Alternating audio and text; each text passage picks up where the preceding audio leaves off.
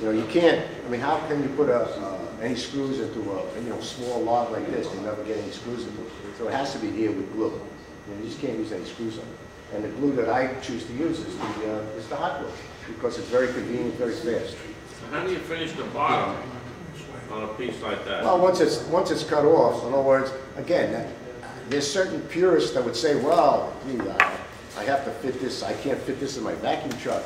You'd have to have some type of a jam truck, you know, to finish the bottom. If that's what you choose to do, that's fine. I mean, I will just take a piece like this now. Like I said, years ago, there were certain rules that bottoms had to be finished with a bottoming fixture. It had to be this, it had to be sanded.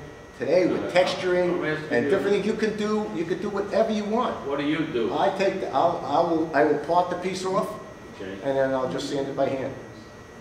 Okay, that's all I know. I mean, that's what I do. You can, you know, it's up to you to come up with however you want the piece to come out. Just like you said, I joined this club about 5 years ago, and I've learned more than all the previous years I did turning without meeting other guys. Oh, yes. And the simple thing like that, you say, geez, how am I going to finish? How am I going to finish? And you said, cut it off and sand it. I mean, it's, you know, that's fine. That's another method that now today with the different techniques that they allow that you can do with the texturing and the coloring and the taking and burn it with a torch to get a different look to it.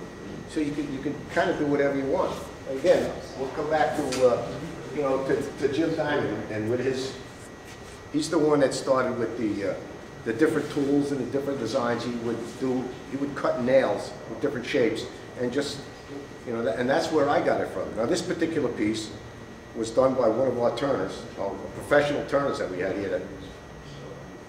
He had the inside piece here was a flat piece, and he put a balloon on the inside, turned it real wet, he steamed it. Yeah. So I won this at the auction, and I decided to add my own little spin to it. I kind of textured and carved the inside piece, and I took this with a torch, my propane torch, and I heated that up. And then just with Jim Diamond's thing, I textured it with my little Dremel tool and went around and just touched the edges. Just please don't drop it. So again, when you come to finishes and texturing, there's kind of, you know, again, this is Jim Diamond's thing that I've taken a little bit further. It took me longer to do this on the top than it did to turn the whole piece. One of the pieces that I've come up with, I haven't really seen any guys in the club do anything. When you have a piece that's checked and cracked, you have basically a pretty nice piece, but all of a sudden it starts to check and crack on you. And what I found, I mean, I find it, this is only my opinion, I find it, a crack that's not finished looks horrible, looks like it's a piece of junk. And I've taken something that to me was a piece of junk, and all I did was accent every one of the cracks with a wood burner. And I'll actually even add some pieces.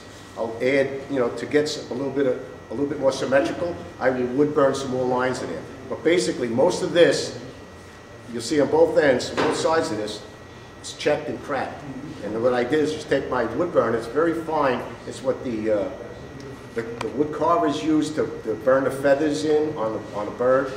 It's like a mirror, a razor sharp point, and you can control the heat setting in it. And I will go and I'll accent all the cracks. Now again, my opinion, the cracks look like, now it looks like a piece of art instead of looking like a piece of shit. Maybe you might think this is a piece of shit and the other one's like, I don't know. But that's basically what I do. And you know, I found that pieces that I put aside in my shop because they cracked. I said, oh, junk, you know. All of a sudden now that I come up with this wood burning, I took stuff that really I was going to put it in my wood burning stove and burn it. I said, now I started with those pieces and said, well, let me just see, let me play, let me try. Again, experiment. You have to go until you fail. I've had some pieces that, yeah, it looks like crap, and I end up throwing it in the stove. But other pieces, like, wow, this looks pretty nice. One of the pieces that I had turned was a walnut piece that, and it turned out it's got an end with a big crack in it. I put it aside, because I learned from Brady, I hate to throw away a piece of wood, you know, so you keep it forever. So I kept it on the side, and we had one of the demonstrators come in, this girl that did with the demonstration with the leaves. So my wife is very artistic. I said, we just had a demonstrator come in. You could do this. Here, practice on this piece that's got a crack. It's one of my rejects. So I had a big crack. Now I can't even tell where the crack is anymore. But she ended up wood burning all the leaves in there, and it looked pretty good. And she says, yeah, that's pretty good. I says, yeah, but you're not done. What are you talking about? So now you have to paint it. So now she painted it. So this is a collaboration between myself and my wife. And this was actually going into the stove. This was going to be burned.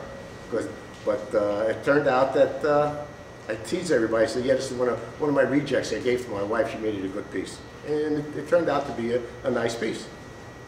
So, you know, don't give up on it. And you come to the meetings, you get inspiration from other guys as to how to do things, what to do. And sometimes you pick up and you'll take a spin off of what, gee, I see what he's doing, but I think I can do this. And you add to it. Well, let your imagination go. And the guys that don't know what I do, I work as a metal fabricator.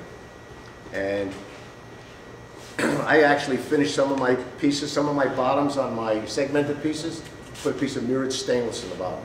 So when you open up the lid, you look inside, you see your ugly face. But I mean, it's different. And then I'll actually texture the stainless on the bottom. I'll put the guys that remember the hot rods, they used to have the dashboards with the little swirls in them. Well, I take a little eraser on a pencil, put in my drill press, and you go around and you put them little swirls in the bottom of a piece of stainless.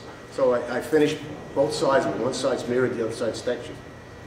These are all little punches that I was punching aluminum plate at the shop, and we have a punch press, we're punching holes out. And these are all little punches that come out of the punch press. So I take and I use some of my metal fabrication pieces, and I'll try to incorporate it with the wood. So you have these little silver dots on a piece of black walnut. Now, when you're talking about form, Jim Diamond was, he never criticized anybody about it, but he felt very, very strongly about it. But he would never criticize anybody, and I would try to tell him, Jim, to take a guy aside. Jim Diamond never wanted to criticize anybody. This is a perfect example of form.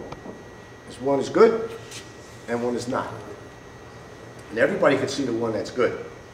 This piece was critiqued by David Ellsworth by accident, and he couldn't find anything wrong with it. He said the shape and the form was perfect. Well, it was an accident that I ended up getting it perfect, but because you don't get it right all the time. Even though when I have a piece on a lathe, and I'm looking to get that shape or that form, you have to shut the machine off, and you have to stand back, and you have to look at it. Now it's mounted on the side, so but you have to constantly look at it. And the slightest variation makes a difference. And how I sometimes get a good shape, you know, if you're not that good a turner and you got little ripples in it, and it's, you know, it's not, you know, you can see that the shape isn't right, and it's not easy to get it right that way. A little hint is take a wide sheet of sandpaper, and you go on that piece while it's turned, and that form will take those high spots out, and it will make that form pretty good. I mean, you have to have a good form to start with, but with a big wide piece of sandpaper, and don't hold it on your hand, let the sandpaper form to that shape. That will help you get almost that perfect form or shape if you have it close to begin with.